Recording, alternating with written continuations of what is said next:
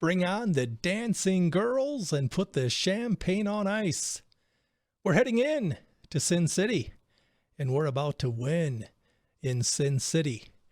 Welcome to Let's Bet, the show for folks who love betting on sports but hate losing money. I'll show you how to increase your sports betting bankroll by gaining confidence so that ultimately you can have the lifestyle that you deserve. I'm your host, Scott Pritchard, pro bettor, full-time, 31 years, founder of PritchardsPicks.com. Took third place in the Circa Invitational a year ago. Was fortunate to be asked back. They expanded the field to 25 of the world's best to collide. Cash back to the top 3. Right now I'm in the Elite 8, 1 week to go. Fourth place, half game out of third place. Wish me luck. We broadcast live and worldwide each and every Friday, Las Vegas time, 1 to 1:30. On demand on PritchardsPicks.com and on your favorite podcast and video distribution platforms. To reach out to us, I would suggest that you email us at letsbet@PritchardsPicks.com. That's letsbet@PritchardsPicks.com. A lot of you are tuning in, looking for value with the capital V. I get it. I got it. I hear what you're saying. Stay tuned. I'll be releasing that coupon code, 20% discount off all picks and packages applicable throughout the weekend. But first things first, we've got a show to do. My guest, legend. Not my words. These are the words of the New York Times. Are you kidding me? Jim Feist, friend, mentor, colleague, and all-around great guy. Jim Feist, welcome to the show. Thank you, Scott, and thank you for having me on Let's Bet. I've been here for 31 years, but again, what I can do, you can do better. How many years, decades, centuries have you been here, my friend? I started in the business in 68 and moved here in 70, so 55 years in well, it is January, 55 years. Outstanding, yes. 55 years. So you came here when you were 4 years old? Three. I like that. Good. I wish. So I know you're a Philly guy, but I think you came here in the late 60s from Florida. Is that right? I was born in Philly, raised in New York, went back to Philly, and then Florida, and then here in 70. As a sports betting icon, living legend here in Sin City, what is it that you enjoy most about what you do? Winning. I like how you didn't hesitate. It's a challenge. I love the challenge. I had a career in different things. I invested in different businesses, mostly from the money that I earned from betting. But I did play on the professional pool tour for 5 years when I was very young. And I had won a championship in Harrisburg, Pennsylvania. Then I ended up playing some of the best players in the world, Willie Mosconi, Minnesota Fats, people like that. This goes back a long way because I'm not young. This goes back a lot of years. And but that's how I got into gambling. I was always around pool rooms. When you're around pool rooms, you're around gambling, and that's how I learned to gamble. And I remember a little pool room in Freeland, Pennsylvania, and the owners knew that I liked to bet, and they asked me to make betting lines on the high school basketball teams. Me. I was just a teenager, basically. Well, I was a teenager. So I was making lines as an odds maker on high school basketball teams, and that's how I learned. I like what you said when I asked you, what do you like specifically the most about what you do? And you didn't hesitate. You said winning, and I can relate to that. I think in terms of I hate to lose. In fact, my ex-wife years ago told me, you are such a bad loser. And I said, listen, show me a good loser and I'll show you a loser. I think Lombardi said something like that too. I thought I just now made that up off the top of my head. Okay, well, you made it up. He got it from you. That must have been what it was. The late, great Vince Lombardi, I know he did say the will to win is nothing without the will to prepare. There's something about having to put your money back in action every day. Like, for example, let's say you win $20,000 last week. The most guys will take home their hourly wage and they can pay their bills and put it in the bank or whatever it is.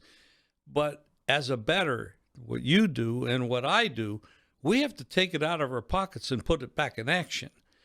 that takes a different mentality. That takes almost like the gunslinger in the Old West. You have to be willing to put your life on the line every day. And I don't know where that comes from, but I've always been able to do that. And I think that's probably true for you as well, because you're successful at what you do, and I am as well. And if you can't handle that mentality, that stress that you get from doing that, you're not going to be successful. Well said. You have to have thick skin, short memory. Our mutual friend, the Crack Man, Bill Krackenberger, was here a few weeks ago, and I asked him the same question. And he said, I appreciate his honesty, his vulnerability, and his transparency, Jim, because he said, if I'm honest, I like the action. Well, and the action's fun. But Bill is great. I mean, what a great guy. He knows more stuff about more things. He's a great guy. I like that guy a lot. We're talking with Jim Feist, living legend, 55 years in the business. I understand you're a host of the cable TV show Proline. And Proline, this isn't the first I've heard of it. It's been around for a long time. If you could expand on that, please. Well, Proline started in a little town in, Austin, Texas. We started it there. And it was on the Texas cable network, and then eventually got picked up by USA Network. And we were on USA Network for 36 and a half years. Now, we bought the time. It wasn't free. And we had to go out there and make money by bringing in customers. So that's what we did. We ran that show for 36 and a half years. A lot of customers from it, made good money. It was very expensive, and every year it got more and more expensive. But as time went on, the world changed. The internet came in, cell phones came in, text messaging came in, all that stuff, cable TV. And so that shows started to become too expensive, which is why after that 36 and a half years, we had to stop it, because we were spending a lot more than we were making. But it was a great show. And one of the things about the USA Network, they had rules. We couldn't even say words bet or win or things like that, because it was all controversial in those days. Now, of course, we have betting everywhere in a lot of states, or DraftKings, FanDuel, et cetera, et cetera. In those days, you couldn't do that. It's been a long ride, because like I said, I started in 68, moved here in 70, and all the rules have changed. And what I used to do, a lot of the country, including the Attorney General, thought I was breaking the law, and almost got in a lot of trouble from it, and was threatened many times by the Attorney General for what I was doing, which was nothing but giving advice. It's all we were doing. But in those days, it was considered gray area, was not ever illegal, but they thought it was borderline, and they almost got me in a lot of trouble, but we got through it. Very interesting in listening to you speak, because I know you were the first of the first. You are a pioneer in the business. And as I'm listening to you speak, I'm just thinking objectively, without you, there wouldn't be a PritchardsPicks.com. How has it evolved over the years, over the decades, compared to, I know respectfully, I like to think that I evolved. I didn't grow up with the internet, but I'm pretty sure it's here to stay. But when I make a phone call, it's still not from a rotary phone. And when I listen to music, it's no longer on an LP or a 45 or an 8-track or a CD. So what was that transition like for you many years ago to evolve? I guess you'd have to be a chameleon almost, right? We had to be. And the thing was, all the new things that were coming along, we weren't brought up with that. I mean, I was born in the 40s. That was before television. That was before telephones, really, because everything was party lines. So we had to evolve with all the technology. And that wasn't easy, because we're evolving into an area that we have no experience in, and most of the world doesn't have an experience, except the people that are really smart with technology. Most of us were struggling with it. And when the internet came along, we developed a site in the mid-90s that really did well. However, we didn't know how to use it to its full capacity. So other people that were younger, because the younger generation's always going to take over, And they did. They came along, they had better ideas and pushed a lot of what we were doing out. Of course, in the beginning, when I started in 68, 70, when I got here, the only way you could communicate with a customer was either by direct mail. I'm talking about snail mail. There was no text messages. There was no email. There was no internet. There weren't even fax machines in those days. So we either had to use the telephone or snail mail. Today, you can't use either one of them because they're not effective cost-wise. The fact that you've been in the game for 55 plus years, the fact I've been in the game for 31 years, I think we look good for 86, 55, and 31. Well, thank you. I don't know what You're a else lot younger than that. I don't know what else to say, but thank you. You know, I pay homage to people that have done what I'm doing before I've done it. And a person that comes to mind is the late, great Lem Banker, who was a personal friend who passed at age 91. Yes. I was at his house many times. He was a former boxer, but I was intrigued by his story, Jim, because if I remember right, he came to Vegas in 58. He was broke, but as a pro bettor, being broke many times, he eventually learned to where he was featured on the Lifestyles of the Rich and Famous, I think with Robin Leach. And so it's just a great, great, great feel-good story. I think success leaves clues. What do you think is the number one skill to be successful in this business? The ability to manage. Well, first of all, you have to have a decent opinion. I mean, and I can't tell anybody how to get a decent opinion because it's really a lot of work, a lot of study. Today, there's a lot of great information that you can get for nothing. That wasn't always the case. Like, for example, how did we find out what was going on in Pittsburgh and Cleveland and Buffalo back in the day? We used to pay people at the airports, the porters, to bring us the newspapers to our office so that we could go through the sports pages and try to find articles about what these teams are doing, what the coaches were saying. That's the only way we could get the information. We used to work 18, 20 hours a day just to do that. Today, it's on the internet. You just plug it in, go to the site, you can read what they're going to do, what's Pittsburgh doing this week, what's the Colts doing this week. It's all right there. It was a lot harder in those days, but it was also harder for the odds makers. So if we got ahead of the odds makers, we had an advantage. Right. Now, what's the second issue? You have to be able to manage failure. You can't let it overwhelm you. You have to manage your money. Don't spend outside your payroll, your budget, what you're capable of. And you have to be able to take those bad beats. I mean, you're going to have days when you just can't pick a winner, no matter how much work you did. You won last week doing the same thing. This week you can't pick a winner. How do you justify that? Well, it's just random. And that's what this is. It's a random game. But at the end of the day, out of 100 plays, if you can win 58 and you manage your bets right, you made a lot of money because 58 winners and 42 losers is a 16-game spread.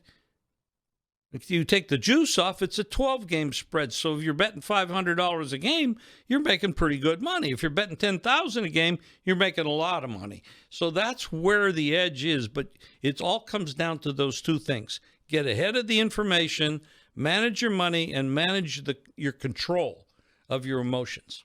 Sports betting philosophy. I want to take this opportunity to expand on Jim Feist's information here. What he's talking about. I mean, if you can hit 58 out of 100, that's 58%. We know the break-even point when betting sports is 52.4%. That means you have to be right 11 times out of 21 to break even. The point spread is there to present a 50-50 proposition. So if you and I are going to flip a coin and I'm going to give you $100 every time you win, but every time you lose, you pay me 110, I'm going to live a very good lifestyle, and I thank you for that. That means in English that the sports books only have to be right 47.4%. So you have to proactively offset the vig, the juice, the tax, the house's edge. The reason the sports books make money is because of that. 110 to make 100, 1,100 to make 1,000. The way I do it is by having an unfair advantage, being sharp, hopefully oftentimes seeing things before they happen. On Tuesday, if I can lay 3.5, and on kickoff Sunday, it's 5, I'm getting a half point and half. The best of it long term, I go from being a small favorite to lose to a small favorite to win. That'll wrap up this edition of Sports Betting Philosophy. Back to the living legend, Jim Feist. We've talked about what you enjoy most about sports betting: winning. No hesitation. No. We talked about what it takes to be a successful long-term winning sports bettor, but why do you think most people who bet on sports lose outside of bad money management? Expectations that are unrealistic. And that's part of that is the industry. There's a lot of people that profess to hit 60, 70, 75%. And the average public might believe that, and it's impossible. Yes, out of a 10-game cycle, you might hit 7 out of 10, or you might hit 8 out of 10. But if you're going to do this for a long time, you're not going to do that, because the bookmakers are not that dumb. They're actually, well, let's say odds makers, they're not that dumb. They know how to put up a number that's going to make it difficult for you to do that. And there's enough information out there for them and for you to use properly that they're not going to put out enough bad lines for you to do that. So the target, and I'll go back to it, is 58%. That's realistic. You can do that. Now, I've had years when I've had higher numbers. I've had some of the contests, I think this is funny, I've been in some of the contests where I've hit 63, 64%, and because the contests are loaded with thousands of entries, I still didn't cash, because somebody's coming in and having a great year, and you still don't get any money because they were paying a lot shorter fields back then. But it's hard. It's hard. 58's the target. If anybody tells you it can hit 65 or 70, other than over a 10-game span, don't believe them. Great point, because short term, anything's possible. It's really about the long game. What do you do on a consistent long-term basis? The biggest, baddest sports bettor on the planet, Billy Walters, his golden objective was to hit 55% winners. Now, granted, he's betting 6 figures a game. Yes. Anything over 52.4% is gravy. I will offset that simply by getting good numbers. I'll give you an example. I'm a math guy, numbers guy, finance guy. To me, the bottom line is the bottom line. If you have 272 pro football games during the course of the regular season, that's the number, 272 pro football games. And if you can proactively get, grind, scalp, steal, extort a half point, just a half point, and beat that closing line value, that is 136 free points for the season. Long term, very significant. Excellent point. I like that a lot. And when you think in terms of 58 out of 100, say 58%. Well, if you make 10 bets and you hit 6 out of 10, well, that's a 60 percentile. But would you rather have 2 more winners, 6 and 4, or 16, to your point, 58 and 42? So not all numbers are created equally. And that's back to another point. I often say I bet numbers, I bet value way more than I bet teams. I really like what you said about overcoming adversity, getting kicked in the teeth, failing on a consistent long-term basis, bad beats. I always say, hey, yesterday is history, today is a mystery. But we do have to have thick skin, short memory. I try to wipe the I always tend to remember what I did most recently, and I might have had a great day yesterday. It doesn't mean dick as far as what I'm going to do today. That's right. Conversely, if you have a bad day yesterday, you have to wipe the slate clean each and every day. I want to ask you, what do you do to get away? Because I know, talking off air before we went live, you talked, like me, that you do this 12 months out of the year. Me, after the Super Bowl every year, everyone that follows me knows that I get away. I escape Costa Rica, Mexico, Puerto Rico, Southeast Asia, Vietnam, Thailand. It'll be my 11th time in Thailand after the Super Bowl this year. I'm going to LA to see the Lakers on Tuesday, Clippers Memphis Wednesday, and then I'm off to the Philippines on a flight back to Bangkok. 17 million people.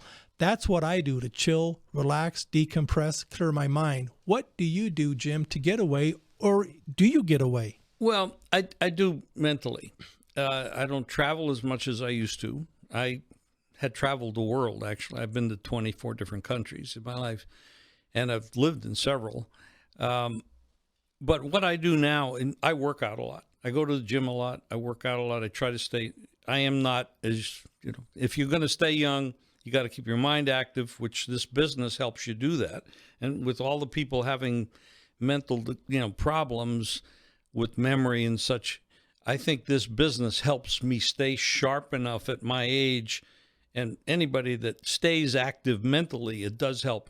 And I go to the gym several times a week, and maybe sometimes more than several times.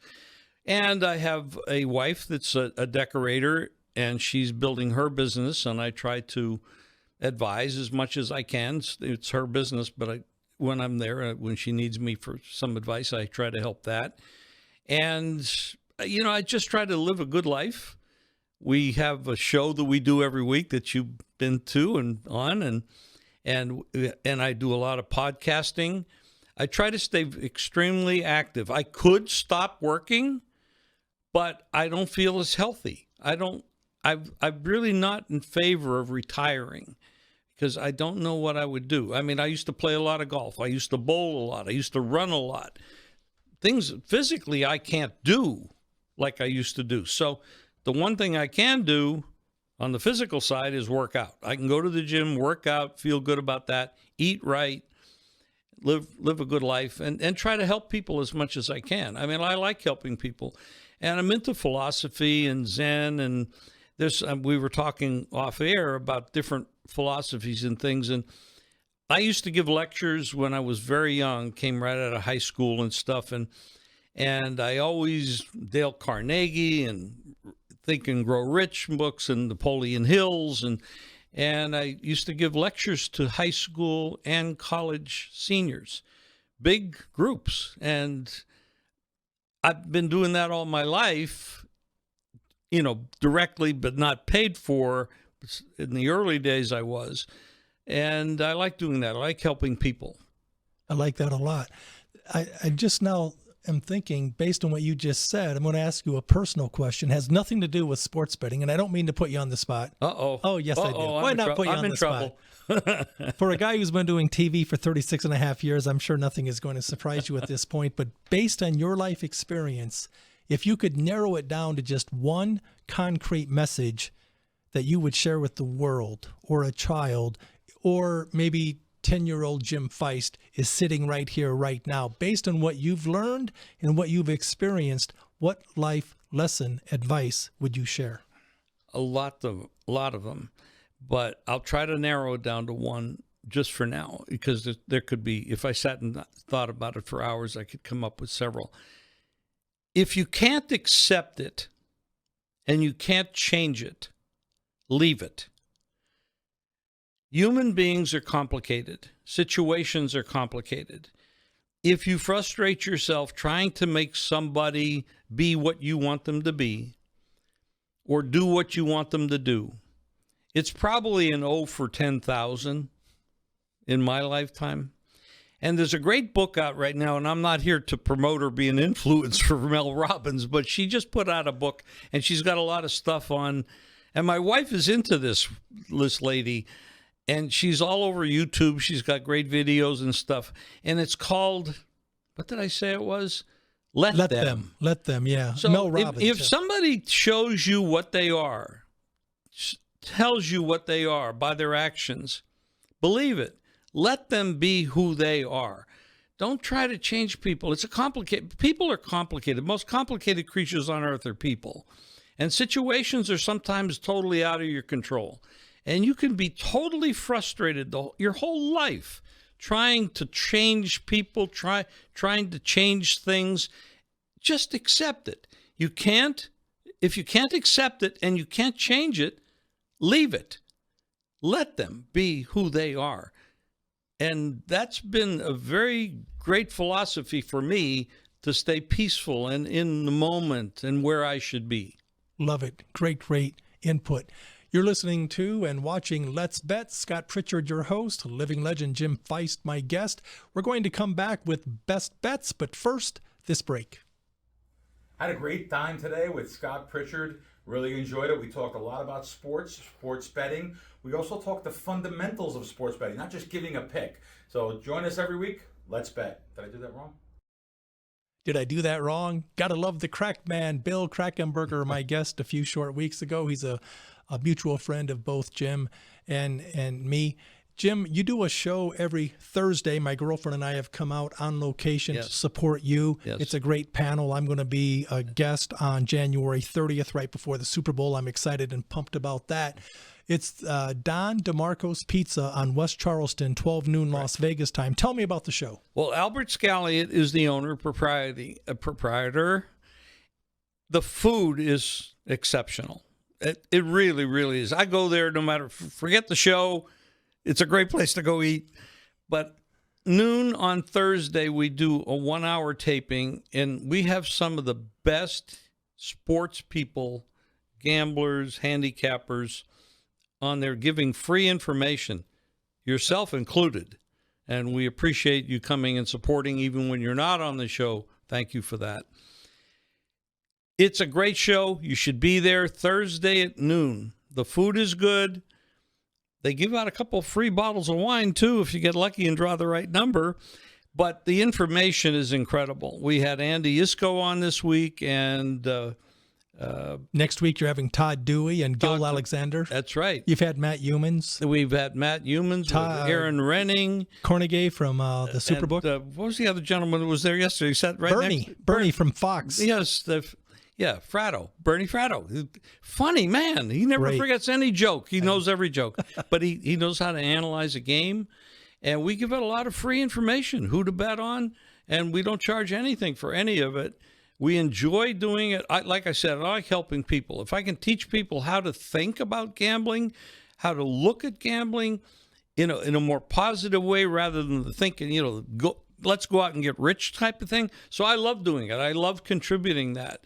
And it's one of the most fun hours of the week for me. I love it. Every Thursday, West Charleston, Don DeMarco's Pizza, the owner, Albert, great guy. I'll be a guest on January 30th. Come on by, talk some smack.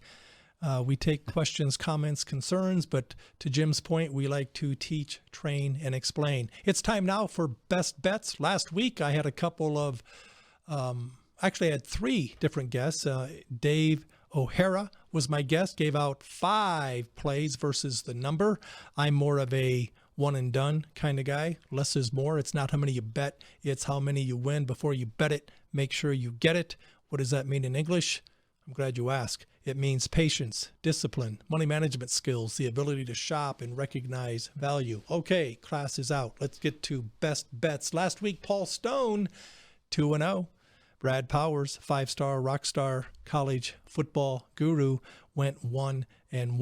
Jim Feist, Best Bets. Who do you like and why? Well, there's not a lot of games this week that have meaning. We know that there's a lot of people sitting. Let's look at the most obvious one to me. Detroit, Minnesota, which is, to me, the best game of the week. We have a defense for Detroit. They're playing at home. They have a lot of injuries. They really can't stop people because of those injuries. It's really hurt them because they were playing at a very high level before they started to get hurt. But their offense is incredible. Their offensive line has been rated at either first or second the whole year. They can score, and they know, and whether you like Dan Campbell or not, and he can be a nut job with some of the things that he does, but, he got to the end last year, and people criticize him for the one mistake he might have made at the end. But he does 100 crazy things a year. He might win 70 of them, and that's how he got there. Well, you can't criticize the person for one thing that he does. He goes for it on 4th down. He might be in the wrong territory, but he's crazy. But I like him, and the players love him, and that's important because they love playing for him because he trusts them. So he knows he has to win on offense. He's got to put up a lot of points because he knows his defense can't stop the people like they were able to earlier in the year when they were healthy. Now, Minnesota, on the other hand, is having an incredible year. They had an over and under win total for like 6 or 6.5. Yeah. And now they got 14. I mean, you talk about overperforming, but Sam Darnold, who a lot of teams have given up, that's a whole nother subject. He's playing great. They're playing great. They got great wide receivers, a head coach, new guy doing a great job. They're going to put up points. I like this game over. I bet it over 52. I've seen it go to 58. It backed off to 56, 56 and a half. I'm still betting it over. I think we're looking at 60-65 in the game. Another game, now this is a little bit more controversial. The Cincinnati Bengals, criticize the coach all you want. I don't think he's a head coach. I think he's an offensive coordinator. They need a defensive coordinator that didn't look so bad coming into the year, but right now it looks pretty bad. And it has been bad all year. Their offense is incredible. They got Chase and Higgins and Brown, and they lost one of the running backs, but Brown got a little hurt last week too. They can put up points, but they can't stop anybody. Pittsburgh has lost 3 in a row. Tomlin is a great coach. We know that. Conservative in the way he is. He's different. He's old school. They got an old quarterback who's probably maybe done. But Wilson can play, and he's not turning the ball over that much, and he can play. And they are upset with losing 3 in a row. They're at home. Now, here's the deal. We all know that Cincinnati needs to win, and they need some help from Miami and the Chargers, et cetera, to get into the playoffs. That's probably not going to happen, but it could. But they got to win this game to do it. Pittsburgh, on the other hand, you say, well, they're in the playoffs. They have nothing to play for. That's not true. Because if they lose, they're going to Baltimore. Because we're assuming Baltimore is a 20-point favorite, is going to win this week. I don't want to go to Baltimore if I'm Pittsburgh. I don't want to face that juggernaut down there, but I'd rather go to Houston, who hasn't been playing well for a long, long time. They have their own injuries. They got the young quarterback that's regressing. So I'm on Pittsburgh. I think Pittsburgh's going to come to play. They've got the talent. They got a better defense. They got a good running game. They got the wide receiver back. And Tomlin is a good coach. I don't buy that the Bengals should be favored in this spot. Jim Feist, there you have it. His best bets. He likes the Pittsburgh Steelers at home against the overrated, overhyped, underperforming Cincinnati Bengals. They've lost not 1, not 2, not 3, but 4 games they should have won. They had Baltimore beat not once, but twice, including in overtime, including a 10-point fourth quarter lead, including a missed field goal by Mr. Automatic McPherson. So they lost to Baltimore twice. They also lost to the Chargers by going for 2 late instead of just going for the extra kick and going to overtime. All they had to do against the Kansas City Chiefs was not give up a first down on 4th and 16. Couldn't do it. It's too much to ask. Why? Because Zach Taylor's your coach, and the Bengals had a blatant pass interference because, to Jim's point, they don't play any defense. Okay, enough of the rant. I've got one play one time, not how many you bet. It's how many you win. Less is more. Lions, Vikings, Minnesota, +3. Don't need the points, but I'll take the points. 18% of all pro football games are decided by that key number of 3. This game, when they played early, was a coin toss. 31-29, Vikings lost at home to the Lions. But this is a home game for the Lions. They're world beaters at home. Not really. They've lost at home before, and they could lose again on Sunday. Why? Because, to Jim's point, weak defense, injury-riddled defense. It's going to be a shootout. It's whoever has the ball last probably is going to win this game. I do like the points. Points mean more than opinions. Minnesota +3. See the cashier. Jim Feist, living legend, my guest on Let's Bet. How can people find you? JimFeist.com. I have a website. We do have picks for sale there. We have articles.